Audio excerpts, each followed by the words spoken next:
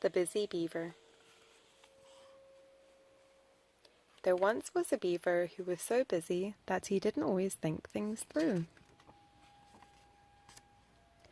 This beaver's carelessness was becoming a problem. His dams leaked and he always made a mess of the forest. He left trees half chewed, and worse, he felled more than he needed.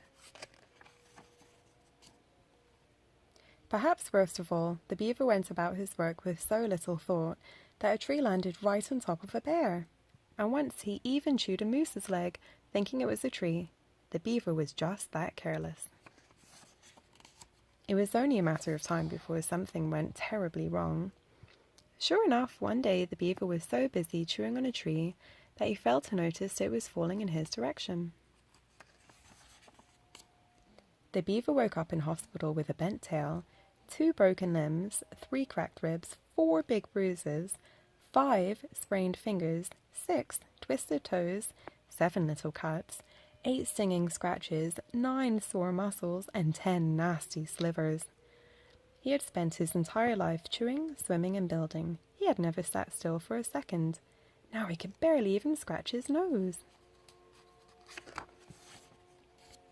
At first, all the beaver could do was stare at the ceiling. But little by little, he began to heal. With lots of rest, he regained his strength.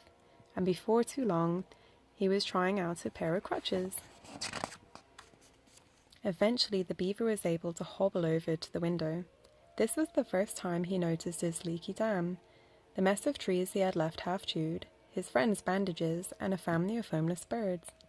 He realized he had a lot of work to do. The next day, the beaver embarked on a rigorous rehabilitation program.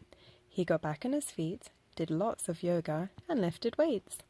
While he was at it, the beaver caught up on some important reading. He practiced saying, "I'm sorry." Soon enough, he was ready to go home.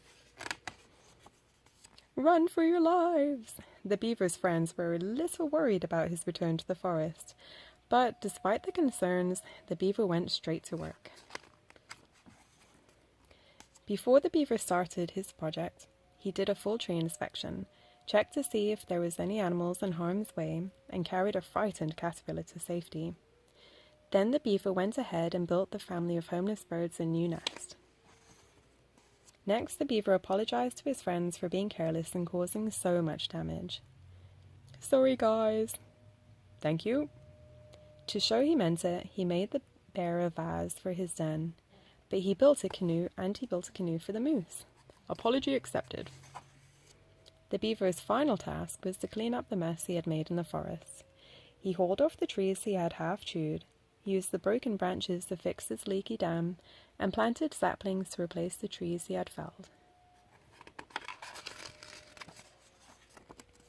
With the forest back in order, everyone was happier, including the beaver. His work done, the beaver got to thinking about what he might do next. He came up with lots of ideas as he got ready for bed that night. Maybe he could take a course in dam building, or start a band and go on tour, or take more naps. The beaver liked this idea best.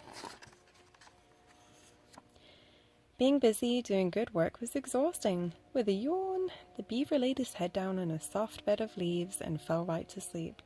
All that was left for the beaver to do was dream.